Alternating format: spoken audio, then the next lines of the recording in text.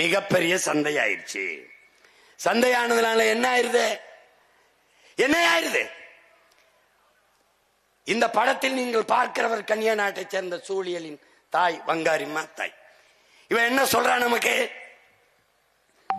வரலாறு நடிகளும் போர் என்பது வள வேட்டைக்காகத்தான் நடந்திருக்கிறதுங்கிறான். இன்று நேரத்தில் பன்னெடுங்காலமாக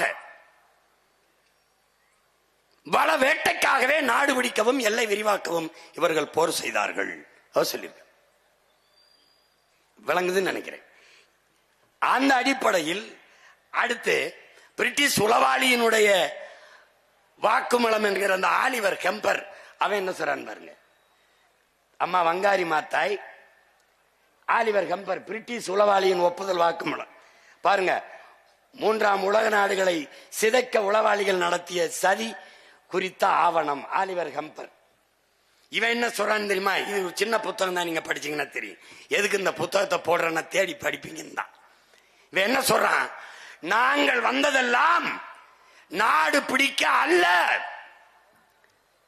வள வேட்டைக்காகத்தான் வந்தோம்ங்கிறான். எந்த நாட்டுக்குள்ள போனாலும் அந்த நாட்டுக்குள்ள இருந்து வளத்தை வேட்டையாடத்தான் நாங்கள் வந்தோம். அப்ப வள வேட்டைக்காகத்தான் உலகெங்கிலும் போர் நடக்கிறது. அப்படி பார்த்தால் இனி வருங்காலங்களில் மூன்றாம் உலக போர், நல்லா கவனிங்க, இது நம்முடைய கவி பேரரசு வைரமுத்து அவர்கள் மூன்றாம் உலக போர் என்ற புத்தகத்தில் இருக்காரு. இது எதுக்கு போடுறேன்னா நீங்க வாங்கி படிக்கணும்.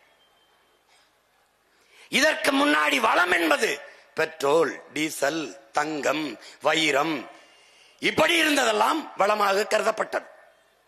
அப்படித்தான் ஈரான் ஈராக்கு மேலே, சிரியா மேலே, லிபியா மேலே எல்லா நாடுகள் மேலையும் வள வேட்டைக்கு எண்ணெய் வளத்துக்காக போர் தொடுக்கப்பட்டது.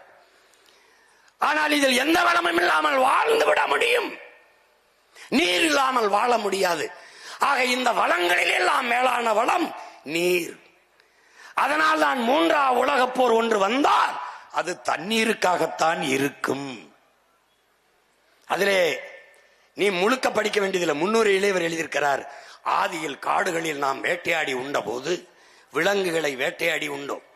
ஒருவேளை விலங்குகள் கிடைக்கவில்லை என்றால் மனிதனையே உண்டோம். இறந்த பிணத்தை வைத்துவிட்டு ஓட்டப்பந்தயம் வைத்து பந்தயத்தில் முதலில் வந்தவனே பிணத்தில் பெரும்பங்கு தின்றான் என்று எழுதியிருக்கல. அன்றைக்கு ஆதியில் காடுகளில் வாழ்கிற போது நரமாமிசம் மனிதனை தின்றோம். ஆனால் அந்த நிலை இன்றும் வராது என்று சொல்வதற்கு இல்லை. ஏன்? போக்கப்படி இருக்கிறது. நீரெல்லாம் இல்லை என்றால் நிலம் வறண்டு விடும், வேளாண்மை உணவுப் பொருள் உற்பத்தி நின்றுவிடும், பசி எல்லாவற்றையும் கொன்றுவிடும், வென்றுவிடும், கடைசியாக மனிதனே தின்றுவிடும் நிலை உருவாகும். அதுதான் இந்த புத்தகத்தை முழுக்க படிக்க வேண்டியதில்லை, முன்னுரையிலேயே குறிப்பிட்டிருப்பார். படியுங்க.